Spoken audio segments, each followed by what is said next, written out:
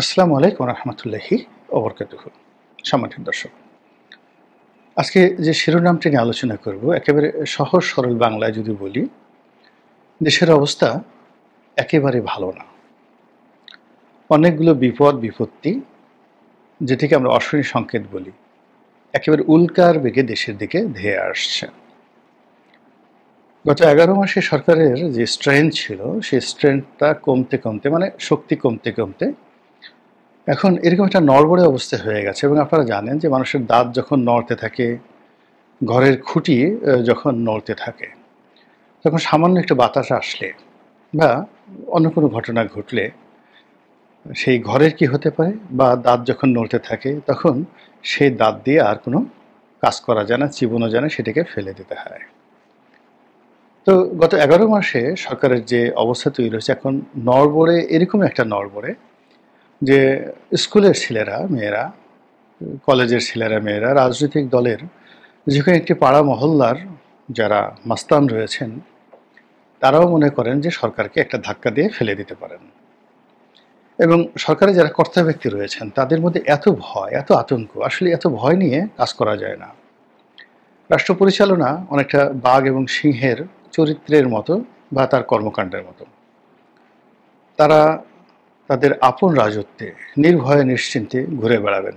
তাদের রাজস্বিক চালচলন দেখলে, তাদের অভিব্যক্তি দেখলে, তাদের চাহনি দেখলে বনের সব পশু যেভাবে সন্ত্রস্ত হয়ে যায় এবং তার জন্য জায়গায় করে দেয়, তদ্রূপ একজন রাজনীতিবিদ, এই সমাজ হলো তার জন্য সবচেয়ে নিরাপদ জায়গা। যখন কোনো রাজনীতিবিদ এক গাদা বডিগার্ড নিয়ে চলেন, তার প্রচুর সিকিউরিটি দরকার হয়, ইট মিনস যে তিনি নেতা হওয়ার মতো সাহস অর্জন করেননি, অথবা নেতা হওয়ার জন্য এমন কোনো কর্মকাণ্ড করেননি যে এই জনারণ্য তাকে নিরাপত্তা দেবে।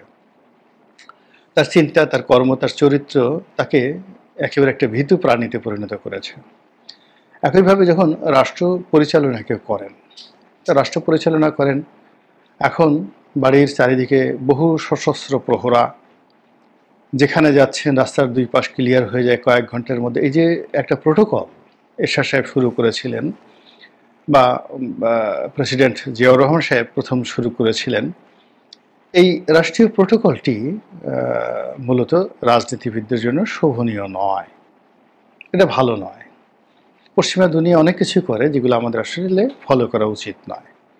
যেমন ধরুন ইসলামের স্বর্ণযুগ, সারা দুনিয়াতে মুসলমানরা 800 বছর থেকে 900 বছর একছত্র আধিপত্য চালিয়েছে। পুরো ভারতবর্ষ মুঘলরা শাসন করেছে, তার আগে সুলতানরা শাসন করেছে, অর্থাৎ ইখতিয়ার উদ্দিন মোহাম্মদ বিন বখতিয়ার খুলজি বাংলাদেশে, আর ভারতে কুতুবউদ্দিন আইবেক, অর্থাৎ মোহাম্মদ ঘুরির যে আক্রমণ, তখন থেকে যে মুসলিম শাসন ব্যবস্থা চালু হয়েছে, যেটা 1857 সন পর্যন্ত যাকে বলা হয় অব্যাহত ছিল। এই সময়টিতে যে সকল বড় বড় রাজাবাদশাহ আমরা যাদেরকে জানি, মানে তাদের যে জনপ্রিয়তা এবং তাদের যে ন্যায় বিচার প্রতিষ্ঠা করার যে সক্ষমতা এবং সাধারণ মানুষের দুঃখ কষ্ট দেখার জন্য তারা যেভাবে বের হতেন, ছদ্মবেশে রাস্তায় বের হতেন, সম্রাট আকবর বলেন, বাবর বলেন, জাহাঙ্গীর বলেন, শাহজাহান বলেন। শাহজাহান, আপনারা যারা দিল্লিতে গেছেন, আপনি চিন্তা করেন যে সে একা একই সেই দিল্লির রাজপ্রাসাদ থেকে বের হতেন, ঘোড়ায় করে এসে লালকেল্লা থেকে বের হয়ে এসে সামনের জামে মসজিদে নামাজ পড়তেন। ঘন্টার পর ঘন্টা তিনি সময় কাটাতেন মসজিদে। ইতিহাস। তো এখন আপনি আমাদের প্রধান উপদেষ্টা ডক্টর মোহাম্মদ ইউনূসকে একা একটু বের হয়ে কাকরাইল মসজিদে এসে ঘণ্টাখানিক নামাজ পড়তে তাকে একটু বলে দেখেন তো, তার শরীরের সমস্ত যন্ত্রপাতি দেখবেন ভয়ে নষ্ট হয়ে গেছে। এটা কেন? এর কারণ হলো সম্রাট শাহজাহান বা অন্যান্য যারা আছেন তারা জনগণকে যেভাবে ভালোবাসতেন, নিজেদেরকে যেভাবে তারা রাজা মনে করতেন, সম্রাট মনে করতেন, এবং তাদের যে আত্মবিশ্বাস ছিল, বীরত্ব ছিল, সেই কারণে কি হতো, এই জনারণ্য মানে জনগণের যে অরণ্য, জনসমাবেশ, এটা কখনো তাদের মনে ভয় জাগাতে পারেনি। তো সেই দিক থেকে আমাদের এই সমাজটি এই মুহূর্তে যারা শাসক তাদের জন্য রীতিমতো একটি ভয়ঙ্কর সাপদ সংকুল জনপদ হয়ে পড়েছে।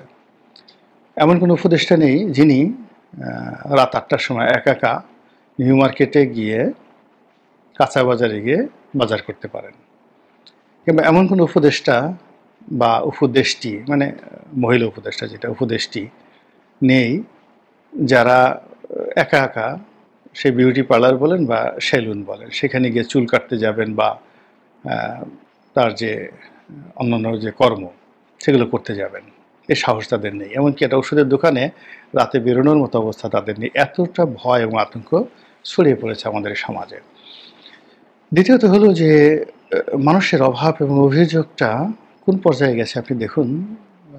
উপার্জনের জন্য মানুষ কোনো পথ খুঁজে পাচ্ছে না, ফলে চুরি, ডাকাতি, রাহাজানি, ছিনতাই এগুলো এতটা বেড়ে গিয়েছে যে ঢাকার অভিজাত এলাকা গুলশান, বনানী, উত্তরা, ধানমন্ডি, বসুন্ধরা এই সমস্ত এলাকাগুলোতে ঠিক আদিম যুগে যেভাবে মানুষ চাপাতি নিয়ে, রামদা নিয়ে তারপরে মানুষের উপর আক্রমণ চালাতো, ডাকাতি করতো, সেই ঠিক একই অভিনব কায়দায় তারা পুলিশের সামনে, সেনাবাহিনীর সামনে নাকের ডগায় অপরাধ ঘটিয়ে আবার সেখান থেকে তারা চলে যাচ্ছে।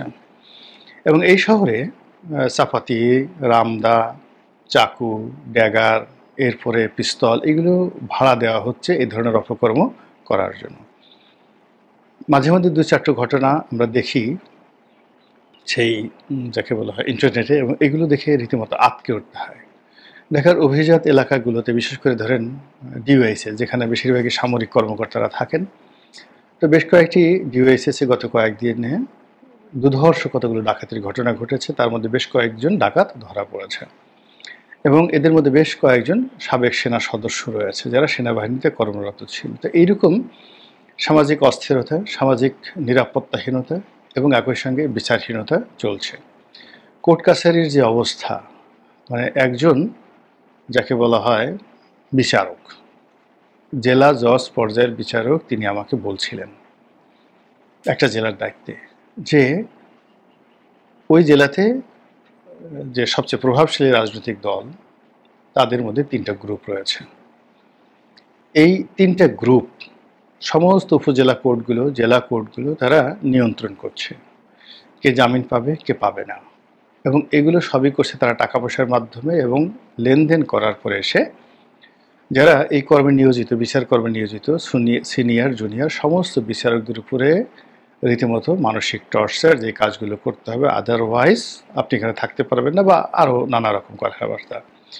এবং সেই বিচারক আমাকে যেটা বললেন যে তিনি পাগল, অর্ধোন্মাদের মতো অবস্থা হয়ে গেছেন, ভয়ে তিনি সারাক্ষণ টেলিফোন বন্ধ করে রাখেন এবং তাকে সহযোগিতা করার মতো জেলা অ্যাডমিনিস্ট্রেশনে ওইরকম কেউ নেই।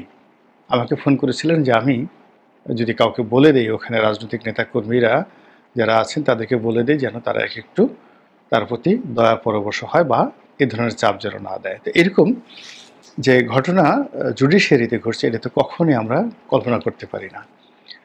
আমাদের হাইকোর্টে বা সুপ্রিম কোর্টে, অ্যাপিলেট ডিভিশনে, বার এবং বেঞ্চে, অর্থাৎ উকিলদের মধ্যে এবং বিচারকদের মধ্যে এমন কিছু ঘটনা ঘটছে যে কথা বলাও যাচ্ছে না স্পর্শকাতরতার কারণে, আর না বলেও পারা যাচ্ছে না। যারা ভুক্তভোগী এবং ওখানে আছেন তারা খুব ভালো করে জানেন যে সেখানে কি ঘটছে। এরপর আপনি যদি সরকারি অফিসগুলোতে যান, আপনি দেখুন এ যাবৎকালে এই গত 11 মাসে কয়বার সচিবালয়ের মধ্যে গেট ভেঙে ঢুকে গেল ছাত্র জনতা, আনসাররা ঢুকে গেল। এরপরে কতবার গিয়ে তারা যে অনাসৃষ্টিগুলো তৈরি করলো, ফলে ওখানে যারা আছেন দায়িত্বরত সচিবালয়ের মধ্যে, পিয়ন থেকে শুরু করে একেবারে ক্যাবিনেট সচিব পর্যন্ত, তাদের মধ্যে যে স্বস্তি নেই এ কথা চোখ বুজে বলে দেওয়া যায়। এবার আপনি ব্যাংক পাড়াতে যান, সেখানে আরও বিশৃঙ্খলা অবস্থা। সব খবর কিন্তু পত্রিকা আসে না। এমনকি শেখ হাসিনার জমানাতে যে সমস্ত খবর অহরহ পত্রিকাতে আসতো, সেটা শেয়ার মার্কেট কেলেঙ্কারি থেকে শুরু করে আরও অনেক কিছু, এখন মবের ভয়ে কোনো পত্রিকা, কোনো টেলিভিশন এই জিনিসগুলো ছাপাচ্ছে না বা প্রকাশ করছে না। সামাজিক মাধ্যমে কিছু কিছু বিষয় আসছে, কিন্তু বেশিরভাগ বিষয় কিন্তু আসছে না, কিন্তু তলে তলে একেবারে সর্বনাশ যা ঘটার তা কিন্তু ঘটে যাচ্ছে। এর বাইরে যে রাজনীতির দুর্বৃত্তপনা, অর্থাৎ রাজনীতির এখানে 3টি বিষয় রয়েছে। 1 নম্বর নেতিবাচক বিষয়, সেটি হলো রাজনৈতিক প্রভাব ব্যবহার করে চাঁদাবাজি করা, অবৈধ উপার্জন করা, দখলবাজি করা। এবং এটি গত 11 মাসে কতটা দুর্বিষহ, বেপরোয়া, কতটা অমানবিকভাবে ঘটে চলেছে, মানে প্রেজেন্ট পারফেক্ট কন্টিনিউয়াস টেন্স। 2024 সনের আগস্ট মাসের 5 তারিখ থেকে আজ অবধি এটা জ্যামিতিক হারে বেড়ে যাচ্ছে জনপদে, প্রতিটি জনপদে। মানুষের জীবনের অর্থবিত্ত, ক্ষমতা, নারী, মানে যা কিছু তার কাছে আকর্ষণীয় আছে, সব আকর্ষণীয় বিষয়বস্তু ক্ষমতাধরদের দয়া এবং করুণার উপর নির্ভর করছে। এরপরে দ্বিতীয় যে বিষয়টি, সেটা হলো রাজনৈতিক পদ এবং পদবি লাভ। অর্থাৎ কোনো একটা স্থানীয় নির্বাচন যদি হয়, সেটা দলীয় নির্বাচন হোক কিংবা ইউনিয়ন পরিষদ নির্বাচন হোক, সেখানে পদ পদবি লাভের জন্য যে ছুটোছুটি হচ্ছে, মারামারি হচ্ছে, কাটাকাটি হচ্ছে, অন্তর্ঘাত হচ্ছে, অন্তর্দ্বন্দ্ব হচ্ছে, এর বাইরে রাজনৈতিক প্রতিপক্ষদের সাথে যে মারামারি হানাহানি হচ্ছে, এটি বাড়তে বাড়তে এখন বিভাগীয় পর্যায়ে চলে আসছে। রাজশাহী, চাঁপাইনবাবগঞ্জ, চিটাগং, সিলেট, ঢাকা শহরে দেশের এবং বরিশালে দেশের প্রধানতম রাজনৈতিক দলগুলোর শীর্ষ নেতৃবৃন্দ যেভাবে পরস্পরকে বিষোদ্গার করছে, হুমকি ধামকি দিচ্ছে, যে কোনো সময় এটি রক্তক্ষয়ী সংঘর্ষে পরিণত হতে পারে।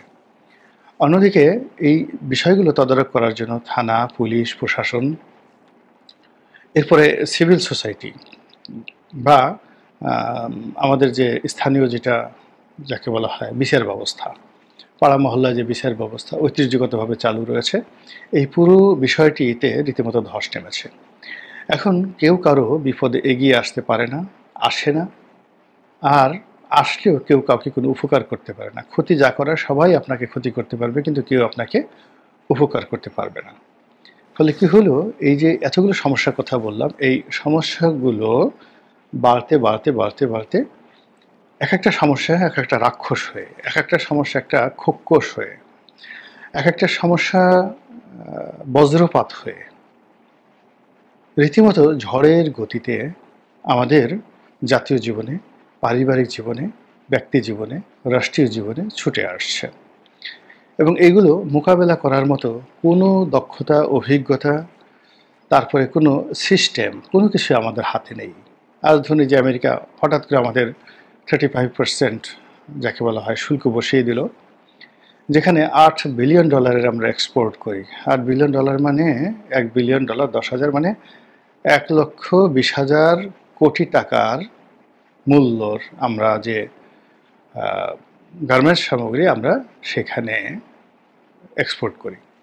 তো ধরুন 1 লক্ষ বা 1.5 লক্ষ কোটি টাকার যদি আমরা এক্সপোর্ট করি, এটাকে 5 থেকে 7 বার আমাদের দেশে ট্রানজ্যাকশন হয়। অর্থাৎ যখন কোনো আমেরিকান বায়ার একটা এলসি দেয়, ওটার বিপরীতে আমরা একটা ব্যাক টু ব্যাক এলসি করি, তারপরে সেটা আনি, সেটা ট্রান্সপোর্ট মানে পরিবহন আনি এবং সেটা ইন্স্যুরেন্স করি, সেটার মাধ্যমে ব্যাংকিং করি।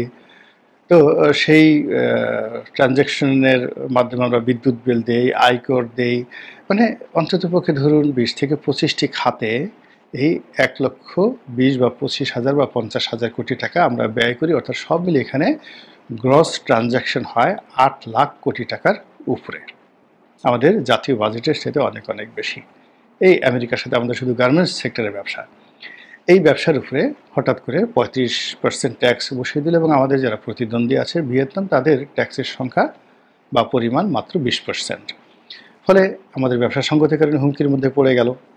এবং এই যে প্রাথমিক যে হুমকি এবং প্রাথমিক ধাক্কা, এটি কাটিয়ে ওঠার জন্য যে ব্যাংকিং সাপোর্ট দরকার, যে ইন্স্যুরেন্সের সাপোর্ট দরকার, সরকারি সাপোর্ট দরকার, এই সাপোর্ট দেওয়ার মতো এই ইন্টারিম গভর্নমেন্টের কোনো সামর্থ্য নেই। ফলে সমস্যা বেড়ে গেছে। এর মধ্যে আরও অনেক অনেক নতুন কোনো কর্মসংস্থান নাই, তারপরে যেটাকে এডিবি বলা হয় বা পাবলিক ওয়ার্কস বলা হয়, সরকারের পক্ষ থেকে বড় কোনো প্রজেক্ট চালু হচ্ছে না, কাজ চালু হচ্ছে না, ফলে কর্মসংস্থান নেই। কর্মসংস্থান না করার কারণে এই যে 40 লাখ কর্মজীবী মহিলা শুধুমাত্র গার্মেন্টস সেক্টরে কাজ করছে বা অন্যান্য সেক্টরে কাজ করছে। তারপরে ধরুন অন্যান্য যারা ছেলে পেশাজীবী আছেন, এরকম যদি 1 কোটি লোক বেকার হয়ে যায়, নারী এবং পুরুষ, তারা কোথায় যাবে বলেন? ছেলেরা পেশা পরিবর্তন করবে, অনেকে ছিনতাইয়ের রাহাজানিতে জড়িয়ে পড়বে, মেয়েরা বেকার হয়ে যাবে, তারা ঘরে গিয়ে কিছুই করতে পারবে না। আর যারা একেবারে অসহায় অপারগ, তারা দেখা গেল যে রাস্তায় নেমে যাবে পতিতাবৃত্তিতে। তো এই যে একটা সমাজ কি একটা ভয়াবহ বিবর্তনের দিকে যাচ্ছে, অথচ আমরা এখনও নাকে তেল দিয়ে ঘুমাচ্ছি, একে অপরকে দায়ী করছি। আর যে স্বপ্নের সঙ্গে কোনো বাস্তবতার মিল নাই, সেই ধরনের নানা অমূলক স্বপ্ন দিয়ে জাতিকে বিভ্রান্ত করছি। মহান আল্লাহ আমাদের সবাইকে হেদায়েত দান করুন এবং হেফাজত করুন। আসসালামু আলাইকুম ওয়া রাহমাতুল্লাহি ওয়া বারাকাতুহু।